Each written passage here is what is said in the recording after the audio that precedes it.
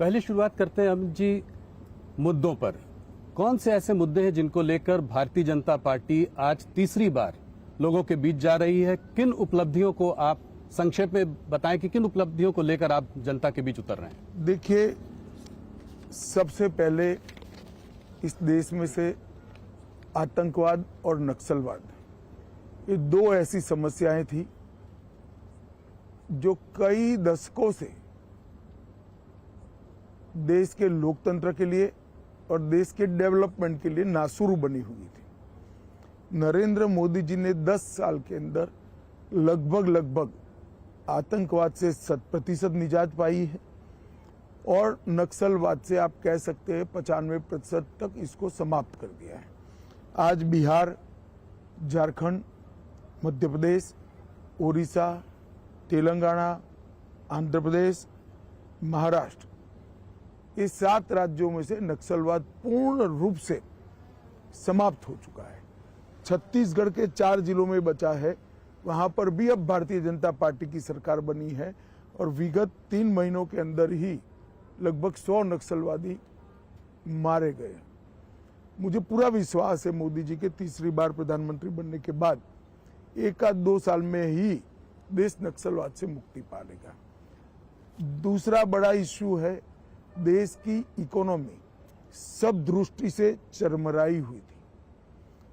Policy बनती ही नहीं थी, उत्पादन की गतिविधियां बड़ी मंद पड़ गई थी, निर्यात ओंधे मुंह गिर रहा था, देश की सारी सार्वजनिक बैंकों की बैलेंस शीट भी न बन पाए अगर सच्ची बनाने जाए, इस प्रकार की स्थिति थी।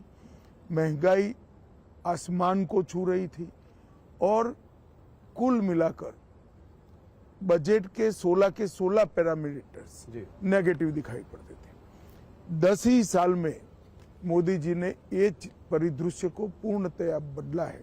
शेयर बाजार आज आसमान को छू रहा है।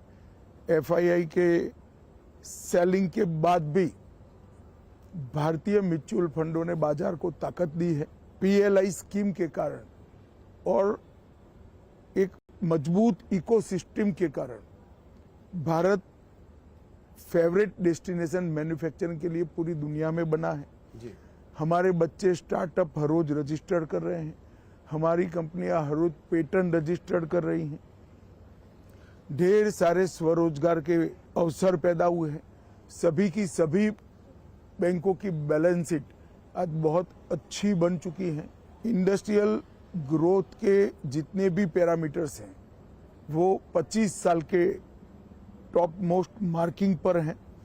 एक्सपोर्ट रिकॉर्ड तोड़कर आगे ही बढ़ता जा रहा है। इसी प्रकार से फ्यूचर में जो कुछ क्षेत्र आने वाले 25 सालों तक दुनिया भर की इकोनॉमी को ड्राइव करने वाले हैं, वो सभी क्षेत्रों में भारत आज पायनियर बन चुका है। जैसे ग्रीन हाइड्रोजन मैन्युफैक्चरिंग थोड़े लेट है, मगर semiconductor, electrical motor vehicle, battery का उत्पादन, अंतरिक्ष का क्षेत्र लेट होने के बावजूद मैं फिर से कहना चाहूंगा डिफेंस भी।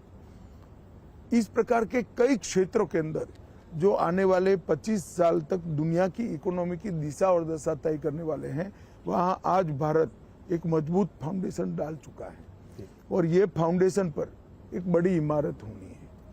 तो इकोनॉमी भी सुधरी है, सुरक्षित भी हुआ है। देश 11वें नंबर का अर्थतंत्र था, आज 5वें नंबर का अर्थतंत्र बना है।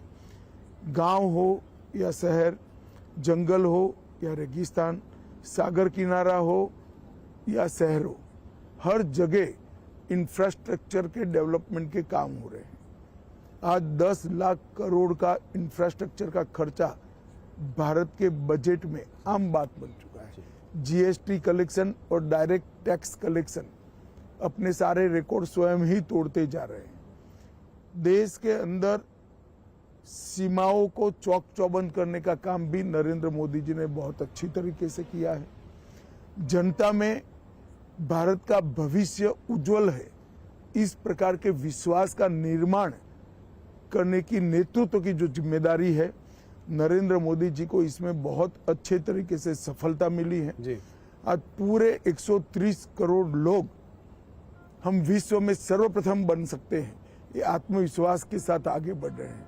जी। हायर एजुकेशन हो, नई इकोनॉमी पॉलिसी हो, या फिर राम जन्मभूमि, धारा 370 हटाना, ट्रिपल तलाक समाप्त करना, यूसीसी हो, या देश के क्रिमिनल लॉ के अंदर आमूलचूल परिवर्तन करना हो, हर क्षेत्र के अंदर ये 10 साल स्वर्णिम अक्षरों से लिखे जाने वाले 10 साल। जनता भी ये फील कर रही है कि कोरोना जैसी महामारी को इतने अच्छे तरीके से लड़ा जा सका, वो केवल और केवल नरेंद्र मोदी जी का नेतृत्व है। आपकी आर्थिक और इकोनॉमिक पकड़ भी बहुत अच्छी है, आपने बहुत विस्तार से इसका जवाब दिया। मेरा एक सवाल है इससे रिलेटेड, जब ये कैंपेन की शुरुआत हुई थी पिछले कुछ महीनों से, सरकार इकोनॉमी की बात कर रही थी, डेवलपमेंट की बात कर रही थी, जो चीजें अभी आपने बताई इसकी बात करके जनता के बीच जा रही थी। पहले चरण के बाद ये देखा गया कि थोड़ा ये तुष्टीकरण की ओर मुड़ा, थोड़ा हिंदू मुसलमान हुआ।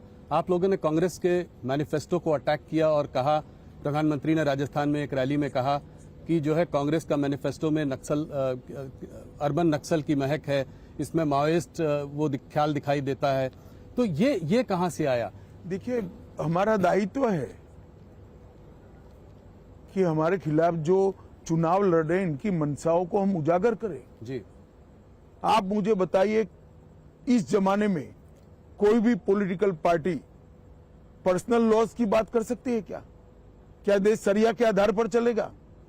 एक और हम हमारे घोषणा पत्र के अंदर, संकल्प पत्र के अंदर कह रहे हैं कि हम यूनिफॉर्म सिविल कोड लाएंगे। कांग्रेस कह रही है हम पर्सनल लॉ को प्रमोट करेंगे। कांग्रेस पार्टी को जवाब देना चाहिए, बहुत महत्वपूर्ण मुद्दा है। तो इसीलिए आप कह रहे हैं मुस्लिम लीग की छाप है? बिल्कुल मुस्लिम लीग की छाप। यही तर्क है कि मुस्लिम लीग की छाप। आप मुझे बताइए, वो कह रहे हैं कि देश के कॉन्ट्रैक्ट्स माइनॉरिटी को प्रायोरिटी देंगे। कॉन्ट्रैक्ट्स फर्स्ट लोएस्ट कौन है, पास्ट परफॉर्मेंस क्या है, काम करने की क्षमता है या नहीं है, इसके आधार पर निर्धारित होंगे, या कॉन्ट्रैक्टर के धर्म के आधार पर निर्धारित? किस तरह से देश चलाना चाहते हैं? देश की जनता को इसको सोचना पड़ेगा। बहुत समय के बाद देश तुष्टीकरण की राजनीति से नरेंद्र मोदी जी बाहर निकाल कर रहा है, ये फिर से उसी दिशा में ले जा रहे हैं, क्योंकि कांग्रेस जीतने का आत्मविश्वास गंवा चुकी है। प्रधानमंत्री जी ने उस रैली में यह भी कहा कि सबकी जमा पूंजी को चेक करके वेल्थ को रीडिस्ट्रीब्यूट किया जाएगा, और वेल्थ रीडिस्ट्रीब्यूट करके मुसलमानों और घुसपैठियों को दिया जाएगा। ये कहां से आता है? ये वहां से आता है, देश के प्रधानमंत्री, तत्कालीन प्रधानमंत्री मनमोहन सिंह का बयान है, बड़ा प्रसिद्ध बयान था जी, कि इस देश के संसाधनों पर सबसे पहला अधिकार माइनॉरिटी का, और माइनॉरिटी में भी मुसलमानों का है। जी। अब जब वेल्थ डिस्ट्रीब्यूट करने की बात आती है तो संसाधन से ही होगी। जी। सरकार उसको, लोगों की संपत्ति को